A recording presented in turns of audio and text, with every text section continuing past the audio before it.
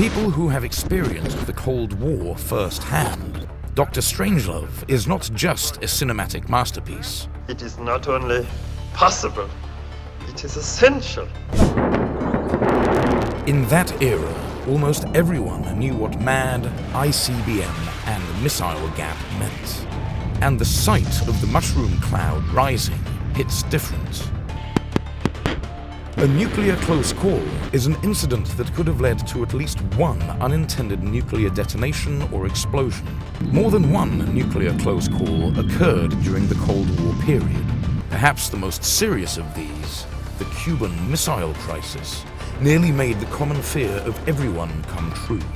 Fortunately, mankind has managed to get through this critical period without experiencing an extinction-level crisis. This is military mechanics, and today we will look at intercontinental ballistic missiles. Between 1940 and 1996, the US spent at least $10.1 trillion in present-day terms on nuclear weapons development. It is estimated that the United States produced more than 70,000 nuclear warheads since 1945. This is more than all other nuclear weapons states combined. However, the American nuclear weapons arsenal has shrunk by 85% since the end of the Cold War. The American Air Force's decision to award Northrop Grumman the contract to replace the aging ICBM system brought the following question to mind. Is the nuclear weapons race back? Although not as prominent as the nuclear arms race of the Cold War era, the threat of nuclear attack has never been completely off the table. Russia and China are already increasing the capability and number of their ICBMs, respectively. Even North Korea has increased its arsenal, which was at roughly 10 to 20 nuclear warheads in 2018. Let's not forget India and Pakistan, who have more than 100 nuclear warheads each.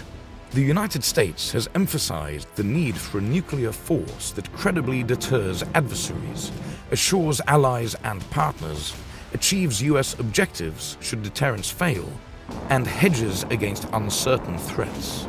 Enter US nuclear triad: SSBMs, ICBMs, and bombers. Since the 1960s, US nuclear triad, through forces operating at sea, on land, and in the air, provided the necessary deterrence.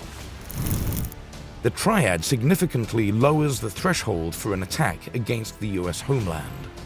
Also, the triad's diversity enables mitigation of risk if a particular leg of the triad is degraded or unavailable. Eliminating a leg of the triad would weaken the combined strength of the force and simplify adversary attack planning. For example, without ICBMs, a conventional-only attack on the limited number of submarine and bomber bases could significantly degrade the US nuclear arsenal without rising to the level of nuclear use. The triad is intended to ensure that no adversary believes it could launch a strategic attack that eliminates the US's ability to respond and inflict unacceptable damage. US ICBMs are the most responsive leg of the triad. This fearsome force is on alert 24/7, 365 days a year, and controlled by ironclad nuclear command, control, and communications. US ICBMs are spread out in 400 hardened underground silos. In addition to this, there are another 50 silos kept in warm status. These are assigned to 3 separate military bases, presenting an intractable targeting problem for any potential adversary. ICBMs can be launched and reach targets within minutes, creating a nearly insurmountable targeting problem for adversaries. Should the United States need to respond quickly to an emerging attack, US ICBMs provide the most rapid response option, with assured connectivity to the President through national command authorities.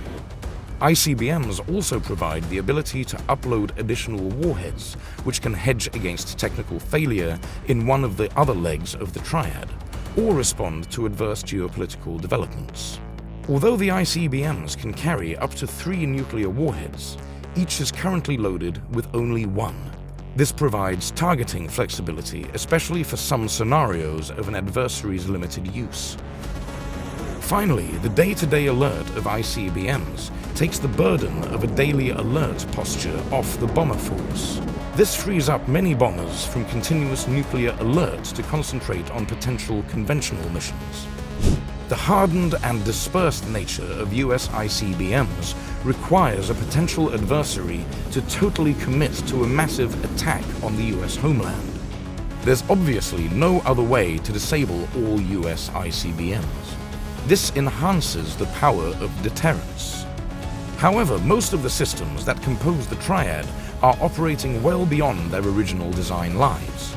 The land leg of the triad are Minuteman III Intercontinental Ballistic missiles. Having undergone multiple life extensions, they were first deployed in 1970 and have been operating for 50 years. After conducting an analysis of alternatives, the Air Force determined that a replacement ICBM would be similar in cost to a Minuteman III life extension program. For the MM3 to be usefully extended, the United States would need to replace a number of major components. Even if accomplished at reasonable cost and on time, this would still fall short of the department's requirements. Some of these requirements are accommodating modern safety and security features and technologies. On the other hand, the ground-based strategic deterrent will incorporate low-risk, technically mature components. This will feature a modular architecture that can incorporate emerging technology to adapt to rapidly evolving threat environments. And it will be easier to maintain than the MM3. Finally, the GBSD program will also modernize the launch facilities. This will improve command and control and increase safety and security. These advantages will save on costs and provide great value, as GBSD operates well into the 2070s. The Air Force finally announced a name and designation for this new intercontinental ballistic missile system. The new name is LGM-35A Sentinel. Sentinel is being developed by Northrop Grumman. Northrop Grumman is currently planning a first flight test at the end of 2023.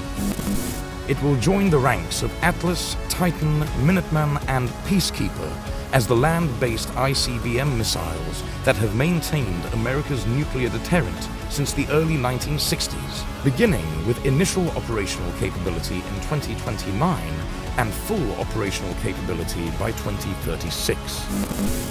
In these days, when Russia is making nuclear threats more frequent, we understand better that the twilight of nuclear weapons is yet to come.